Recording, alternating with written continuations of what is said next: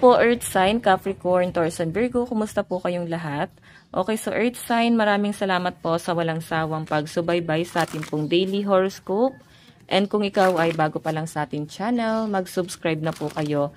And i-click mo na rin yung ating notification bell para lagi kang updated sa ating mga bagong upload. And sa mga interesado po sa ating private reading, ayan, iwan ko na lang po yung link ng aking Facebook sa atin pong description box below. Tignan po natin guys, ano ba ang focus ng energy mo ngayong araw? Earth sign. Earth sign. Focus ng energy mo. Para kasi magkatunog guys, kaya napagpapalitan. Okay, Earth sign, Capricorn, Taurus, Virgo. Focus po ng energy ngayong araw. Meron tayong choose kindness. Okay, nakikita ko guys na parang wala kang salita ngayon. Mas pinipili mo na maging mabuting tao ngayon.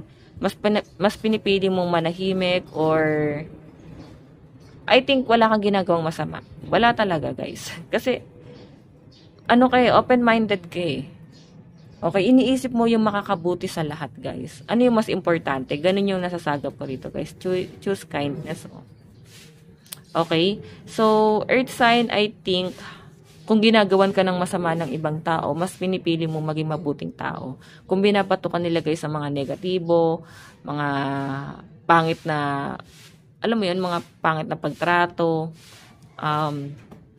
pinapalitan mo to guys ng kabutihan. Ngayon kasi nandun ka sa point na mas pinili mo yung makakabuti.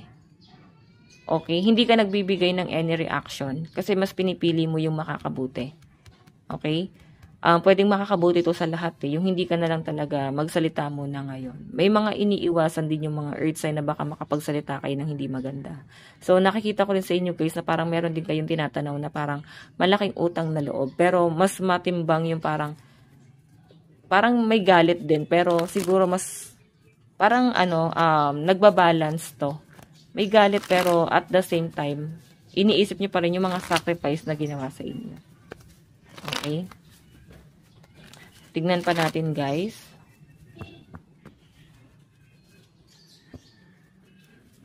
Okay, mali tong card ko. Tignan po natin overall energy ni earth sign.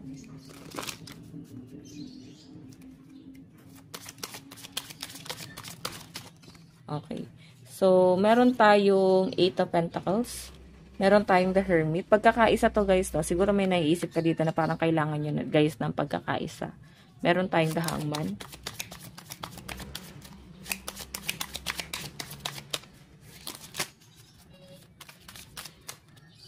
Meron tayong 7 of Pentacles. Okay.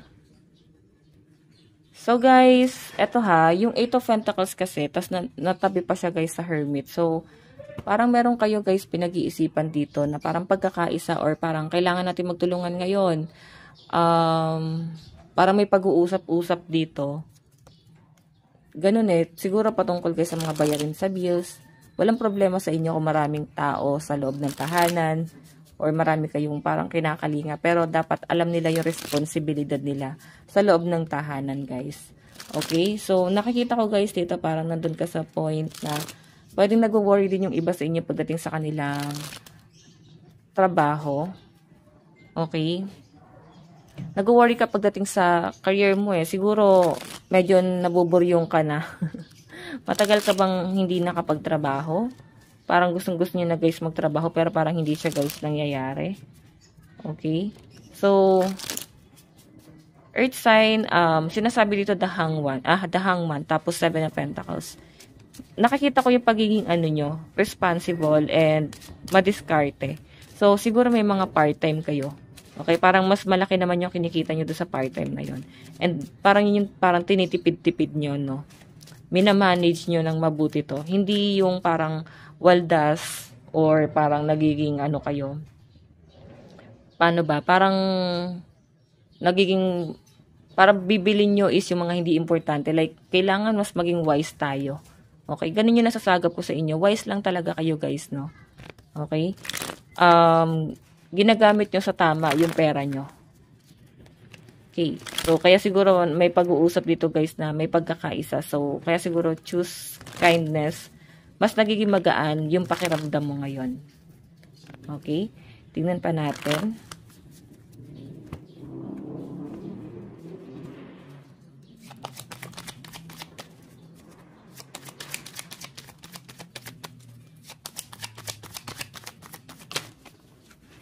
Okay.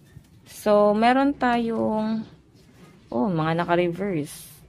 Eight of Pentacles, guys. Ito parang hindi nyo na, guys, para sabihin pa, no? Eight of Pentacles tapos King of Wands. Kumbaga, parang hindi na kailangan obligahin. Alam na nila yung responsibilidad nila. The Hermit, guys, ito yung pagtalikod eh. So, I think na-stuck ka talaga ngayon. Pwedeng walang trabaho yung iba sa inyo. And pwede rin naman earth sign na nahihirapan ka rin mag-adjust ngayon sa trabaho mo. Pero pwede kasi guys na hindi ganun ka-stable yung kinikita nyo talaga, no? Okay. May manipulative ako nakita rito, guys. The Hangman, ayan. The Devil. May toxic energy ako nasasagap dito or negative energy. Pwedeng puro kamalasan. Ayan. May malas akong nakikita dito, guys. And Judgment. Tapos 7 of Pentacles. Sa malinaw na pinapakita sa akin dyan, guys. Yung Judgment kasi, pwedeng nanliliit ka sa sarili mo ngayon. Nanliliit ka kasi hindi ganun kaayos yung kikita mo.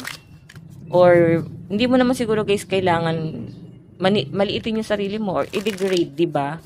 Kasi nakikita ko yung pagiging madiskarte mo. Nakakagawa ka ng paraan para maging, kapaki-pakinabang or ginagawa mo yung trabaho mo. Okay? So, siguro may problema talaga guys pagdating sa trabaho. Pwedeng matagal ka na dyan sa trabaho mo na yan. Tapos may mga toxic energy dun sa work na yon. Pwedeng toxic yung mga katrabaho mo. Pwedeng gumawa sila ng hindi maganda. Pero, hindi ka naman guys damay dito. Pero siguro nadadamay ka. Or pwede naman guys na wala kang imik. Hindi ka nakikisali. Parang gano'n.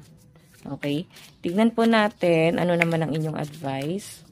Meron tayong health checkup, diba? Nasense ko rin to guys. I think parang kailangan nyo guys pa-general checkup, no? Okay din naman siya guys. Basta kung sa tingin nyo is wala naman kayong sakit, okay naman kayo. Pero mas maganda pa rin guys na sure tayo pagdating sa health. Maging conscious kayo guys pagdating sa health nyo. And movement, siguro kailangan nyo na guys na mag-exercise. Yun lang naman yung concern dito ng mga spirit guide nyo. Parang kailangan nyo na guys mag-exercise. Baka kasi yung trabaho nyo is lagi lang kayo guys nakaupo or pwedeng nakatayo. Walang ibang movement, no? Iba pa rin talaga guys yung exercise. Okay? So guys, lucky number mo is 26 and 27. Ayan is hydrate, no? Panatiliin din guys ang pag-inom ng tubig. Makakatulong din to guys pagdating sa inyong isip na mas makapag-isip ng maayos. Okay, nasabi ko na ba? Lucky number mo 26 and 27. Ito lang po ang inyong reading bukas po ulit. God bless and love you all. Bye-bye.